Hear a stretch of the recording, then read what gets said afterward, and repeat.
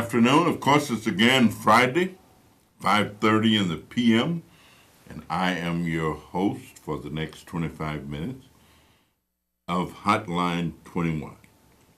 Now, I know some of you are kind of checking me out because I got on my tuxedo and black tie and a cummerbund. I am going to two black tie events this evening. One is going to be the installation of Reverend Michael Eady as the chairman of the International Church of God in Christ Ministers. And Reverend Eady is involved in so many things and all of that. You know, I didn't want to put on a suit and a tie or a tuxedo and a tie, but for Reverend Eady, I put on a tuxedo and a tie, and I'm not wearing my dashiki. Then one of my staffers, young staff member of mine, Gerard Mora, is getting married. And he is having, or at least a group of people who work with him, call our multi-ethnic advisory committee, are having a dinner party for him. And I'm going to go to that. Well, how are you doing? We're always eager to interact and to talk and listen, understand what's going on and what's happening. And I see our phone is lighting up already. So caller, why don't you go right ahead? Now I'll have a chance to put into the mix some of the things that I've got on my mind. Yeah, how you doing, Cousin Davis? James, I am doing just great. How are you? Okay, now Cousin Davis. Now I told you everybody, Donald Trump went to everybody, and I'm glad people in Washington D.C. had took a stand. And Donald Trump is going too far, and he going after the fans who going to the game, and they tell me they gonna do all that in front of the media. They gonna be at the game. The people like the fans, like that, the Bears game, the football game, the basketball game, and Donald Trump gonna be the first one to go.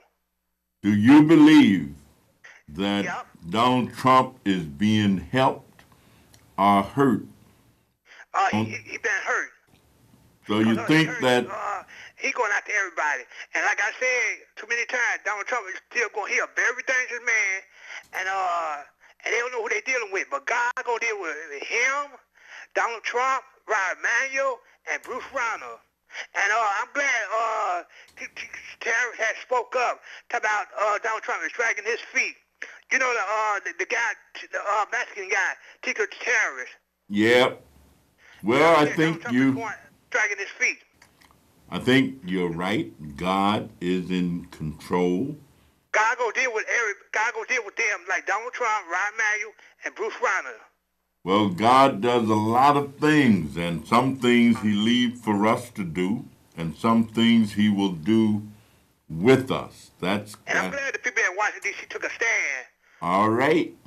Okay, Cousin James. All right, James, thank you. I thank James for calling and for being our first caller. As a matter of fact, we are debating in this country, what does freedom of speech really mean? Does it mean that you can say virtually whatever you want to say and you have the right to do that? Or does it mean that you can say things as long as it's confined and scripted the way some other people want it to be? You know, when it comes to this position of rights, I take the position that my rights end where the next person's rights begin. Meaning that I have a right to my opinions, I have a right to my position, but I don't have a right to infringe upon the opportunity for other people to share theirs. I have a right to drive down the street. People in front of me have a right to stop and talk to their friends. But they really don't have the right to violate my rights by blocking me from having the ability to keep going. So my rights end where the next person's rights begin. Your rights end where the next person's rights begin. We'll go to the phone and get our next caller. Caller, are you there? Hello, Dr. Davis, U.S. Representative of the 7th District. I want to ask this question. I want people to sit back and think about this, all right? I understand last week it was pretty much unanimous that Congress passed this resolution condemning them hate groups and neo-Nazis and all that, and Donald Trump didn't sign it. And I wonder what that says about him, that he can always find a loophole or something like that, a loophole in terms of those hate groups. I just want to hear your thoughts about that, because it seems like everybody in the U.S. Congress, it was pretty much unanimous, was on board with that, saying it's wrong for these groups to be hating and the violence and all that they want to commit. I just want to hear your thoughts. Well, thank you very much for the question, and thank you so much for your astute observation.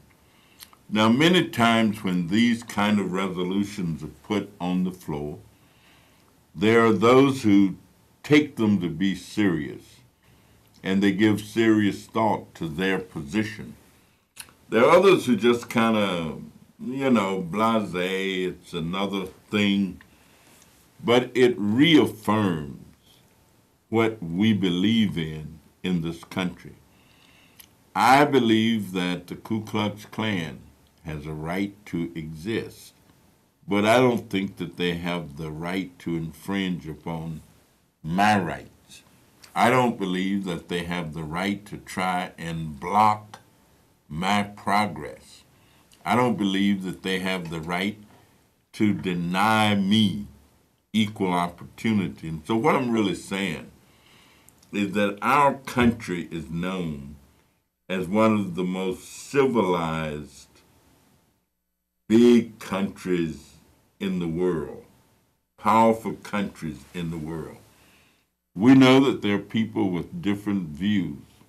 Our country, for all those years, maintained slavery and forced my grandparents, great-grandparents, to labor at the behest of others while they enjoyed all of the benefits. And yet my country has never yet made a serious apology for allowing these transgressions to go on. And my country has never agreed that slavery had consequences. And part of the reasons when we look at all of the inequities in our society and all of the disparities that exist, one, black income is so-and-so, white income is something else, Latino income is something else. Some of that is due to the individuality of self, but much of it is due to the way our world and our society has been structured. I went to a one-room school. I don't know who else did.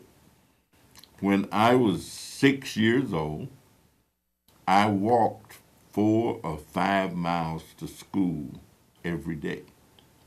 That was the only way to get there in terms of our living, how you had to go to school.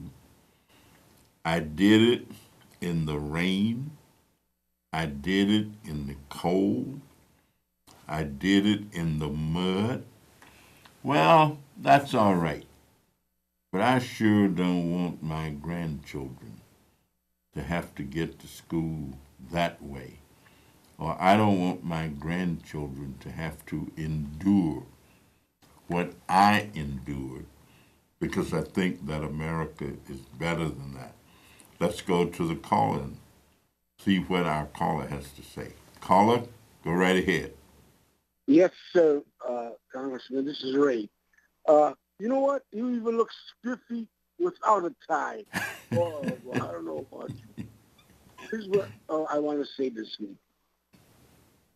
What is enough? You talked about your country didn't give you this and your country didn't give you that. Well, it didn't give us the Hispanics too much either. But what would be enough for you, Congressman? Reparations? Would that be enough for you? Well, let me say what would really be enough Why for don't me. you let me finish? Okay. Go right ahead. All righty. Because you're a man of distinction. And I've never heard you get on TV and talk, just about black people. This is a country of all colors. So we've all suffered. Of course, not as much as African Americans, but we've suffered too, the Hispanics.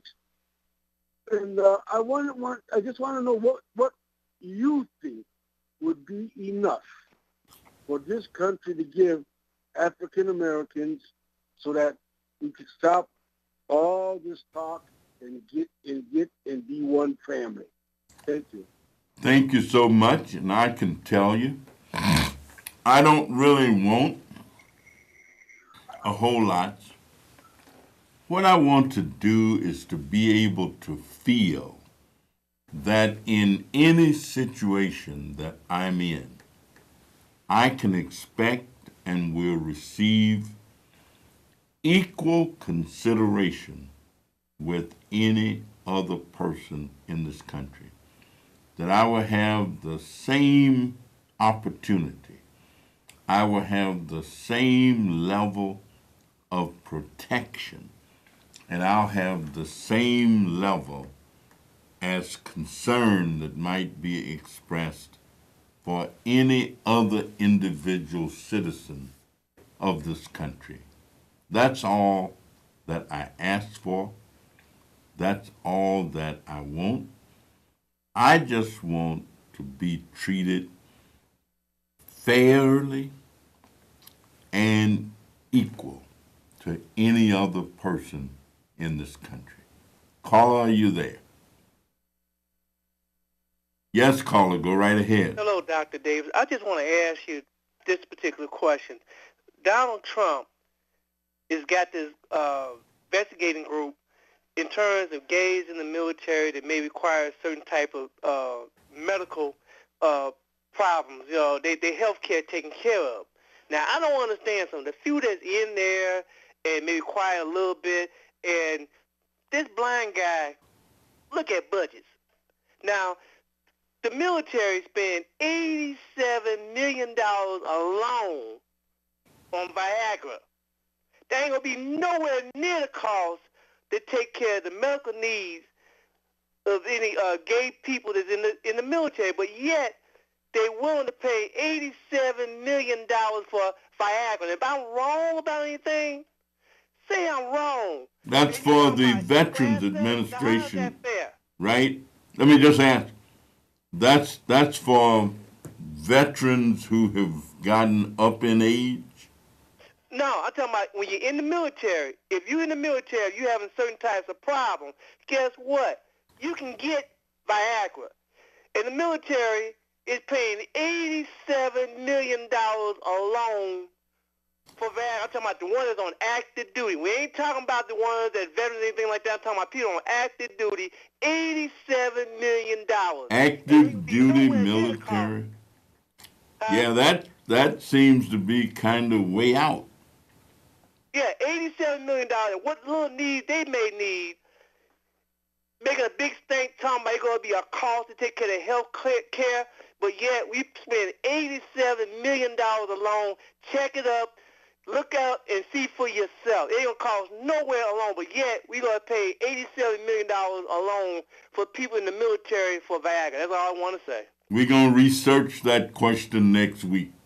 I'm going to, first thing Monday, I'm going to have one of my staff people to look that information up for me. I mean, that seemed, well, I just don't want to, spend too much time on this Viagra question. But I guess if they're spending that much, it must work for some people. Caller, you there? Yes, caller, Yes, go right ahead. Congressman. And you know what? It's a wonderful, great day to be on God's green earth. I just heard you say something to not Joe, but the caller Ray when he asked you, what will we want? Well, I hope he's still listening. There's nothing on God's green earth you could give me or anyone else. I have enough to do what I want. I don't need no damn cow. I don't need no mule, and I don't need 40 acres. What And about Viagra?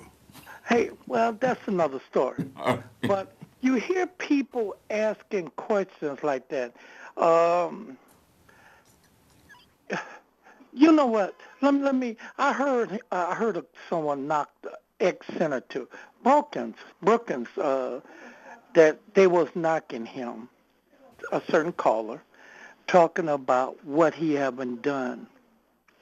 It's a word that we should always learn. Somebody do something every single day on God's green earth. They either going to take or they going to either give. You remember what Kennedy said, don't ask what they could do for us. Sometimes we need to ask what can we do for them. Right Uh, on. listen, a lot of us now have a lot of things. We could go anywhere we want to go. We could do what we want to do.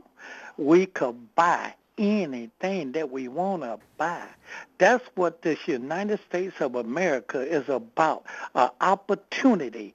Quit begging for something, wondering what somebody could give us, and get off your butt and you do something. That's the name of this world, is to do something. And you leave things behind so your family members don't have to struggle or do anything. If you don't have nothing, you need to start borrowing something. That's the way this society works. About Donald Duck, it's got to a point. There's no need to keep talking about this man. The man is in office. Either he's going to get impeached or somebody's going to do something or he's going to say something stupid enough they're going to say that is it, put him out. I'm really tired of talking about him. But I'm tired of hearing people say, what do we want? Ain't nothing I want. Everything I want, I got. And I All hope that right. caller's listening. Listen, I like to help see everybody this weekend. Have a wonderful, safe weekend. Enjoy yourself. And watch people asking stupid questions. Thanks for taking the call. All right, we thank you, and I also need to just sneak in. Let's try and make sure that we go out to that football game tomorrow and see Clark Yes, sir. and Grambling. It's going to be a good game. The weather's going to be perfect. I intend to be there with bells on, and I hope to see as many of you as I can. Call, are you there? Go right ahead. Hello, Yes, sir. Davis. Yes. The last caller, I don't know his name, but he's 100% right. You work for what you want. You always have what you want. This is America. You can work if you want. Now, you ain't going to be making $20 an hour. No, that's wrong. But it irks about the guy. $87 million for Viagra. He doesn't know that because I ain't giving out that information. He's getting a number out of the sky. But this is true for transgenders. Well, I'm going to try to find out about that $87 million. Not anything else. But I happen to have met the gentleman whose son pretty much developed Viagra. And the guy that I know, he is a judge, retired judge. And, he sometimes joke a little bit about it. But, I agree that I love my country. I really do. But I also love fairness. I love equal opportunity. I love equal treatment. I love the little boy on the stoop whose daddy might be in jail, his mama might be a drug addict. I want for him to have as much opportunity to come out of that situation and become whatever his talent, hard work, and ambition will allow him to become. I want the barriers to be removed so that he has an equal shot at growing up and having a useful, meaningful life. That's what I really want. And so, long as we are in pursuit of that, do I think enough of that exists? No, I don't. Do I think that there is fairness across the land? No, I don't. Do I think there's equal treatment for all people, no matter who, what status they have in our socio-economic system? No, I don't. All of those are things to not only hope for, but they're things to work for. They're things to dream about. My daddy used to tell us that nothing comes to a dreamer but a nightmare. Or nothing comes to a person who just dreams. But then I remember Langston Hughes saying, hold fast to your dreams, 'cause if dreams die, life becomes as a broken-winged bird that cannot fly. He said, hold fast to your dreams and don't let go. 'Cause if you let go, life becomes as a barren field covered with snow. So dream, and then work to make those dreams come true. And if you can reach your dreams too easy, then you ought to go back and dream some more. I never will forget my father telling a little joke he used to tell about two people who had farms. We lived in the country, and so naturally they'd be talking agriculture. And he said one guy, as they met one morning, said, you know what? He said, Joe, let me tell you, let's go home tonight and dream, and whatever we dream, we'll let it come true. And so Joe said, okay. Next morning they met, and he says, what did you dream? And the fellow said to Joe, says, I dreamed that your plantation was my plantation, that your wife was my wife's maid, and you had to work for me for the rest of my life. So Joe came home that evening disgusted, feeling bad. His wife said, what's your problem?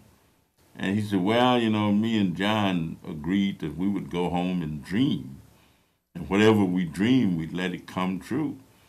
And he said he dreamed that you was his wife's maid. And our plantation was their plantation. And I had to work for him for the rest of his life. And she said, well, what did you dream? He said, well, I didn't dream. She said, go lay down. Close your eyes. Let me give you a dream. And so she told him, so now I want you to go back and tell him that you dreamt that he had to give you your farm back, that his wife was my maid, and he had to work for you for the rest of your life. And then she said, I want you to tell him that, damn it, I dreamt that you can't dream no more. and so, if you got a dream of your own, then work that dream. Make it work, make it happen, and make it come true. Hey, let's go out and support the football classic on tomorrow. Let's have as much fun. That might be the last day we have all this great weather. Go out and enjoy life.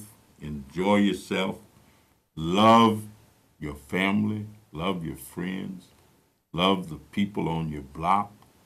Create a healthy environment and be a part of it. May the good Lord bless you and keep you. We'll see you next week.